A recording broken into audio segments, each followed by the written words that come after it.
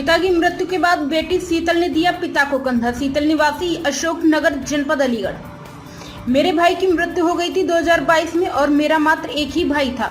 वो उसकी वजह से मेरे फादर की तबीयत बहुत खराब रहती थी। मैं उनकी देखभाल कर रही थी। जितना मुझसे हो सका मैंने उनकी पूरी सेवा की। तो जिसने भी मेरे को इतनी सेवा करते हुए देखा सबने मुझे श्रवण कुमार का नाम दिया। तो मेरे को ही ये लगा कि अंतिम कार्य मुझे अपने हाथों से ही करना चाहिए और वो ऐसा ही चाहते थे। एक बार उन्होंने मुझसे ऐसा भी कहा था, अपनी इच्छा भी उन्होंने मुझे ऐसे ही बताई थी। मेरे भाई को ट्यूमर हो गया था, वो पहले खत्म हो गया था। पिताजी की उम्र 72 वर्ष थी और वह बीमार हो गए थे। मैं यही कहूंगी कि हर लड़की के लिए माता पिता तो लड़कों को भी होते हैं और लड़कियों को भी होते हैं। दोनों को भरपूर जिम्मेदारी उठानी चाहिए जितना वो उठा सकती हैं।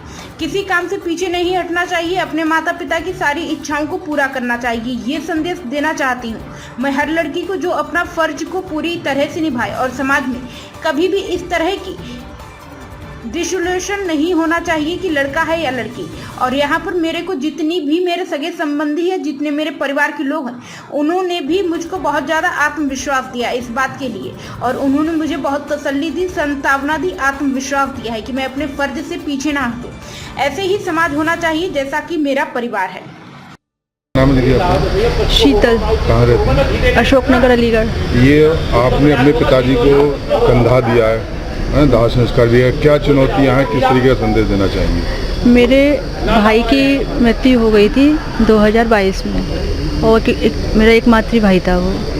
उसके बाद से फादर की तबीयत बहुत ख़राब रहती थी और मैं उनकी बहुत देखभाल कर रही थी। जितना मुझसे हो सका मैंने उनकी पूरी सेवा की। तो जिसने भी मेरे को इतनी सेवा करते हुए देखा सबने मुझे श्रवण कुमार नाम दिया। तो मेरे को यही लगा कि ये अंतिम कार्य मुझे अपने हाथों से करना चाहिए और वो ऐसा ही चाहते थे। एक बार उन्होंने मुझसे ऐसा कहा भी था, अपनी इच्छा भी उन्होंने मुझे ऐसी ही बताई थी।